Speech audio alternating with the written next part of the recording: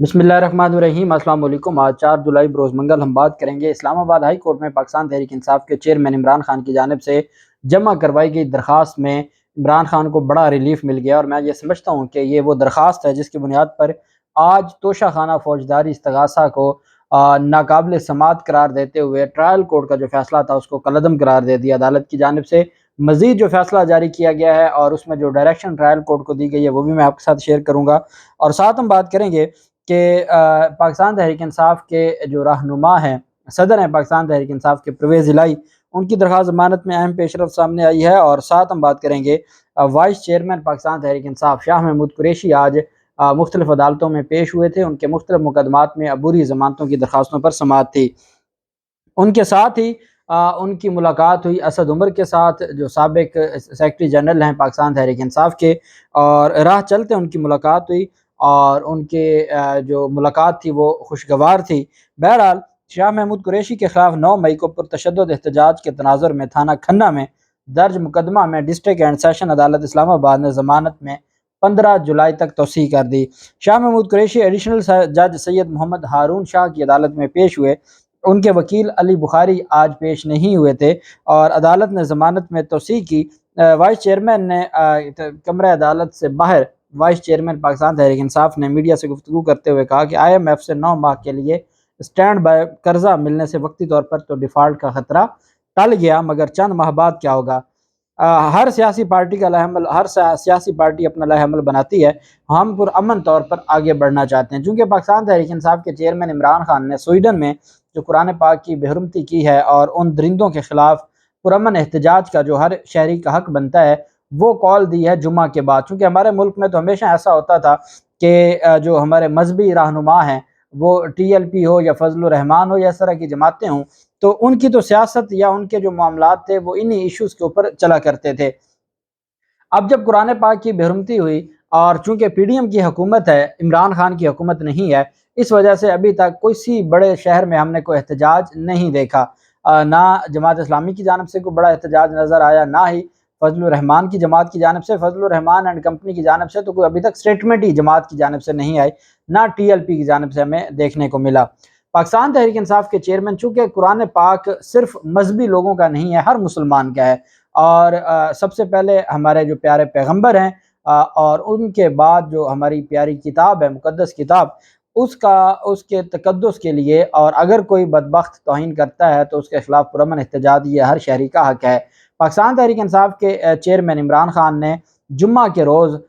जुम्मा नमाज के बाद पूरे पाकिस्तान में एहतजाज की कॉल दे दी है। पुरअमन एहतजाज की, अपना एहतजाज रिकॉर्ड करवाया जाएगा, दुनिया को बताया जाएगा कि स्वीडन में एक शख्स की वजह से अरबों मुसलमानों के जो दिल टूटे हैं और उनके जज्बात मजरूह हुए हैं। ये आज़ादी इज़हार राय नहीं है कि आपकी बात से करोड़ों अरबों रुपए के दिल टूटें, उनके जो जज्बात हैं वो उनको ठेस पहुँचे। तो ये पैगाम देने के लिए पाकिस्तान तहरीक इंसाफ के चेयरमैन इमरान खान ने पुरअमन एहतजाज की कॉल दी है। चूँकि अब तक तो पाकिस्तान तहरीक इंसाफ अगर महंगाई के खिलाफ चीफ जस्टिस ऑफ पाकिस्तान या सुप्रीम कोर्ट के साथ इज़हार यकजहती की बात करती थी, तो तब तो हम देखते थे कि दफ़ा 144 नाफिज हो जाता था। अब तो कुरान पाक की हुर्मत की बात है और जो तौहीन करने वाले हैं उनके खिलाफ एहतजाज की बात है। तो इस पर देखना यह है कि क्या जो वफाकी हुकूमत है या निगरान हुकूमतें हैं वो अवाम को सहूलतकारी देते हुए उन एहतजाजों में खुद भी शिरकत करेंगे, और चूँकि हम सब मुसलमान हैं और हमारी ज़िम्मेदारी बनती है, या वो इस वजह से कि चूँकि इमरान खान ने कॉल दी है इस बुनियाद पर वो उसको रोकने की कोशिश करेंगे। अल्लाह ना करे ऐसा हो और वो रोकने की कोशिश करें। बहरहाल इमरान खान की जानिब से ये जो फ़ैसला किया गया है, चूँकि जब हमारे जो मज़हब के ठेकेदार थे वो खामोश हों, मसलहतों और हिकमतों का शिकार हों, तो उस वक़्त ज़िम्मेदारी बनती है एक कौमी लीडर की, जो पाकिस्तान की सबसे बड़ी सियासी जमात के लीडर हैं, कि वो अपनी ज़िम्मेदारी निभाएँ और फिर पूरी कौम की ज़िम्मेदारी बनती है। और चूँकि ये हम मज़हबी जमातों पर नहीं छोड़ सकते, ये हर मुसलमान की ज़िम्मेदारी है। दूसरी जानिब पाकिस्तान तहरीक इंसाफ के सदर जो परवेज़ इलाही हैं उनके साथ पै दर पै मुलाकातें जारी हैं, चौधरी शुजात की भी और उनकी फ़ैमिली की जानिब से, और उनको राज़ी करने की कोशिश की जा रही है, लेकिन अभी तक परवेज़ इलाही को राज़ी नहीं किया जा सका। परवेज़ इलाही कभी भी ऐसी जमात को नहीं छोड़ेंगे कि वो काफ लीग के भी सदर थे और वो जो पाकिस्तान तहरीक इंसाफ है اس کے بھی صدر ہیں۔ یہ وہ جماعت ہے، اگر اس کو جگہ دی جاتی ہے تو یہ 300 سیٹیں جیتنے والی جماعت ہے، قومی جماعت ہے،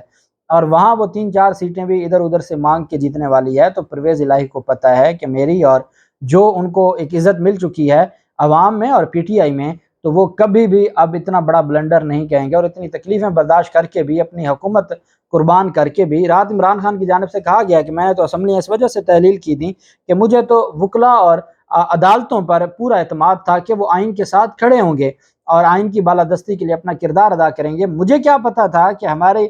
جو ملک کا سب سے بڑا جج ہے وہ بھی اگر سرنڈر کر جائے اور وہ بھی صبر اور حوصلے کی تلقین کرنے لگ جائے، تو پھر تو اس کا مطلب یہ ہے کہ ہم نے اسمبلیاں تحلیل کر کے ایکسپوز کر دیا ہے تمام ان لوگوں کو جو آئین کی بات کرتے تھے، جمہوریت کی بات کرتے تھے۔ 6 ماہ سے غیر آئینی نگران سیٹ اپ ملک کے 2 بڑے صوبوں میں کام کر رہے ہیں اور کوئی ان کو پوچھنے والا نہیں ہے۔ بہرحال پرویز الہی چونکہ ایک مقدمے میں گرفتار ہیں، اور یہ ایف آئی اے کا مقدمہ ہے، ایف آئی اے نے ان کو دوسرے مقدمے میں گرفتار کیا تھا، پہلے میں ان کی ضمانت ہو چکی ہے۔ اسی طریقے سے اینٹی کرپشن نے 5 مقدمات تھے، 2 میں ضمانت ہو گئی، 3 ڈسچارج ہو گئے۔ تو اب یہ ان کے خلاف جو مقدمہ ہے وہ جیل میں ہے، اور ان کی ضمانت کی درخواست پر کل سماعت ہونے جا رہی ہے 5 جولائی کو، یہ ایف آئی اے کے مقدمے میں۔ ایک ان کے خلاف 9 مئی حملہ کیس میں بھی ان کو نامزد کر دیا گیا، پرویز الہی کو، چونکہ وہ مان نہیں رہے، تو جب تک وہ نہیں مانیں گے تو وہ کیس تو ان کے پاس بہت ہیں، 150-200 کیسز تو صرف نئے ہیں جو درج ہوئے ہیں۔ تو یہ پھر کیسز میں ان کو یہ لگتا ہے کہ ساری زندگی جنہوں نے عیش و عشرت میں گزاری ہے اور بارگیننگ کر کے اپنے معاملات کو دیکھا، وہ کہاں سے انقلابی ہو گئے۔ تو وہ کہتے ہیں کہ چلیں چند دن دیکھتے ہیں کتنا انقلاب ان کے اندر رہتا ہے۔ یہی وجہ ہے کہ پرویز الہی نے اپنی درخواست بعد از گرفتاری ضمانت انسداد دہشت گردی عدالت میں دائر کی تھی، اور کہا تھا کہ مجھے خطرہ یہ ہے کہ یہ عدالت جیل سے رہا ہونے کے بعد اور ایف آئی اے مقدمے میں ضمانت کے بعد مجھے گرفتار کر لیں گے۔ تو اس پر عدالت نے، جو جج ہیں، جو عدالت انسداد دہشت گردی لاہور کی ایڈمن جج ہیں، انہوں نے وہ درخواست مسترد کر دی۔ ابر گل خان صاحبہ، انہوں نے وہ درخواست مسترد کر دی۔ انہوں نے کہا یہ درخواست ناقابل سماعت ہے، جب تک اس کیس میں گرفتاری نہیں شو کی جاتی، جب تک اس مقدمے میں ان کو گرفتار نہیں کیا جاتا، تب تک بعد از گرفتاری کی ضمانت نہیں لی جا سکتی۔ اب حفاظتی ضمانت لینا چاہتے ہیں تو وہ آپ کو لاہور ہائی کورٹ تو دے سکتی ہے، وہ انسداد دہشت گردی عدالت نہیں دے سکتی، کیونکہ ابھی تک اس مقدمے میں ان کو گرفتار نہیں کیا گیا۔ جبکہ جو ایف آئی اے کا مقدمہ ہے، جو آخری مقدمہ ہے، اس میں آج ان کی جانب سے ان کے ایک فرنٹ مین کو گرفتار کیا گیا تھا ایک ہفتہ پہلے۔ آج ایک آڈیو وائرل کی گئی ہے کہ مبینہ طور پر پرویز الہی اپنے فرنٹ مین کے ساتھ گفتگو کر رہے ہیں، اور ان کو جو لین دین کی باتیں ہو رہی ہیں، اور اس بنیاد پر وہ شاید اپنا کیس مضبوط کرنا چاہتے ہیں۔ لیکن کوئی بھی ایسی چیز ہوگی تو اس کی جب تک اس کا فورینزک نہیں ہوگا، اس کی ویریفیکیشن نہیں ہوگی، کراس اس کی ویریفیکیشن نہیں ہوگی، تب تک اس کی کوئی حیثیت نہیں ہے ہمارے آئین اور قانون میں۔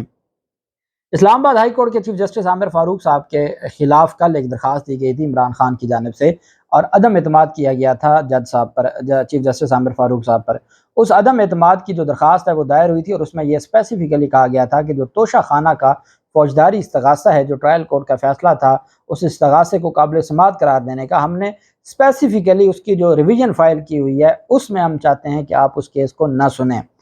اور چیف جسٹس عامر فاروق صاحب نے اس درخواست کے بعد اس کیس کو سماعت کے لیے مقرر کر دیا تھا، جس کی وجہ سے پھر یہ سارے معاملات بنے۔ بہرحال پاکستان تحریک انصاف کے چیئرمین کی جو درخواست تھی وہ کام کر گئی، اور آج جب فیصلہ سنانے کے لیے چیف جسٹس عامر فاروق صاحب اپنی کمرہ عدالت میں تشریف لائے تو ان کی جانب سے کہا گیا کہ جو petition of Imran Khan is allowed سے مراد یہ ہے کہ وہ منظور ہو گئی ہے۔ اب منظوری سے مراد یہ ہے کہ جو اس پریئر میں مانگا گیا ہے وہ سارا آپ کو مل گیا ہے، اور اس میں ایک تھا کہ یہ استغاثہ ناقابل سماعت قرار دیا جائے، اور جو ٹرائل کورٹ ہے اس کا فیصلہ کالعدم قرار دیا جائے۔ عدالت کی جانب سے جو چیف جسٹس عامر فاروق صاحب نے پہلے جو میڈیا کے اوپر بھی، اور ہمارے جو وہاں پر دوست موجود ہیں جو انہوں نے ہمیں خبر دی کہ جو استغاثہ اس کو ناقابل سماعت قرار دے دیا ہے، فوجداری استغاثہ کو، لیکن اس کے ساتھ ہی جو پی ڈی ایم سے جڑے صحافی ہیں ان کی جانب سے اسی وقت ٹویٹ کیے گئے کہ تحریری فیصلے کا انتظار کیا جائے۔ یہ بات ایک بڑی حیران کن تھی کہ ان کو کیسے پتا کہ تحریری فیصلے میں کچھ اور ہو سکتا ہے۔ بہرحال جب تحریری فیصلہ سامنے آیا تو عدالت نے جو ٹرائل کورٹ کا فیصلہ تھا، ٹرائل کورٹ کے فیصلے کو کالعدم قرار دے دیا۔ عمران خان کی درخواست منظور کرتے ہوئے ٹرائل کورٹ کا توشہ خانہ فوجداری استغاثہ کیس کے قابل سماعت ہونے کا فیصلہ کالعدم قرار دے دیا، اور دوبارہ جو معاملہ ہے وہ واپس ریمانڈ کر دیا متعلقہ سیشن جج کو کہ آپ اس کیس کو دوبارہ جو عمران خان کے وکلا ہیں ان کو سنیں اور وجوہات کے ساتھ فیصلہ دیں، آپ ریزننگ دیں۔ پہلے جو فیصلہ تھا چونکہ اس میں بہت بڑے بلنڈر تھے، ان بلنڈرز کی وجہ سے وہ فیصلہ چونکہ جلد بازی میں کیا گیا تھا تو اس فیصلے کو عدالت نے اڑا دیا، عدالت نے پہلے سسپینڈ کیا اور اس کے بعد اس کو سیٹ اسائڈ کر دیا۔ اب دو آپ کے پاس ہمارے چیف جسٹس عامر فاروق صاحب کے پاس آپشن تھے، یا تو یہ تھا کہ اس چیپٹر کو کلوز کر دیتے اور جب فیصلہ غلط تھا تو اس کو ناقابل سماعت قرار دیا تھا تو یہ معاملہ واپس نہ بھیجا جاتا، چونکہ مین کیس نیچے پینڈنگ پڑا ہے، جو مین ٹرائل ہے وہ نیچے پینڈنگ پڑا ہے۔ تو ایسے میں عدالت نے یہی بہتر سمجھا کہ ہم اس کو 7 دن کا ٹائم دیا ٹرائل کورٹ کو کہ 7 دن کے اندر آپ عمران خان کے وکلا کو تفصیل سے سن کے وجوہات کے ساتھ دوبارہ نئے مائنڈ کے ساتھ نئے سرے سے فیصلہ کریں۔ اب اس میں دو چیزیں آ سکتی ہیں، ایک تو یہ تھا کہ اگر تو چیف جسٹس عامر فاروق صاحب اس سارے معاملے میں خود کو ریسکیو کر لیتے تو شاید یہ بات ہوتی کہ عمران خان کی درخواست ہی اور ریسکیو کر لیا گیا۔ کچھ ہمارے جو ایکسپرٹ ہیں، جو لیگل ایکسپرٹ ہیں، ان کا یہ کہنا ہے کہ یہ معاملہ ایک دفعہ دوبارہ عدالت میں بھیجا ہے ٹرائل کورٹ میں، ٹرائل کورٹ ہفتے میں ڈیسائیڈ کر کے اگر تو عمران خان کی جو درخواست ہے اس کو دوبارہ خارج کر دیتی ہے تو معاملہ دوبارہ اسلام آباد ہائی کورٹ میں آنا ہے، تو اس میں پھر چیف جسٹس عامر فاروق صاحب خود نہیں بیٹھیں گے اور ایک اور بینچ بنا دیں گے، وہ اس کو سنے گا، تو اس طرح وہ خود ریسکیو بھی خود کو نہیں کریں گے اور معاملہ بھی حل ہو جائے گا۔ لیکن ایک بات بہت اہم ہے کہ جب آپ کسی فیصلے کو کالعدم قرار دیتے ہیں تو اس میں پھر وجوہات، ابھی تحریری فیصلہ مکمل جب آئے گا اس میں لکھا جائے گا کہ آپ نے کون کون سی غلطیاں کی ہیں فیصلے میں، ان غلطیوں کو درست کرنا ہوگا، ان غلطیوں کا ازالہ کرنا ہوگا اور زبردستی فیصلہ نہیں تھوپنا ہوگا، زبردستی عمران خان کے خلاف جو کیس ہے اس کو قابل سماعت قرار نہیں دینا ہوگا بلکہ ریزننگ دینی ہوگی، اور اگر تو وہ ریزننگ کے باوجود چونکہ جج صاحب وہی ہیں وہ دوبارہ اس فیصلے کو جو اپنا فیصلہ جو ہے اسی طرح کا فیصلہ دوبارہ دیتے ہیں، نئے سرے سے سن کے بھی دوبارہ عمران خان کی درخواست خارج کرتے ہیں، تو یہ معاملہ پھر آئے گا اسلام آباد ہائی کورٹ میں اور اسلام آباد ہائی کورٹ سے یہ معاملہ پھر سپریم کورٹ میں جائے گا۔ لیکن مجھے یہ لگتا ہے کہ جب اس طرح کا کوئی نل اینڈ وائڈ یا سیٹ اسائڈ ہو جائے تو پھر ٹرائل کورٹ کا فیصلہ ہائی کورٹس کے فیصلوں کے مطابق آتا ہے، اور چونکہ یہ ایک اسپیشل کیس ہے اس میں آپ جانتے ہیں کہ 200 سے زائد پریس کانفرنسز کی گئی تھیں، اور اب کیا وہ اسلام آباد ہائی کورٹ نے جب اس کو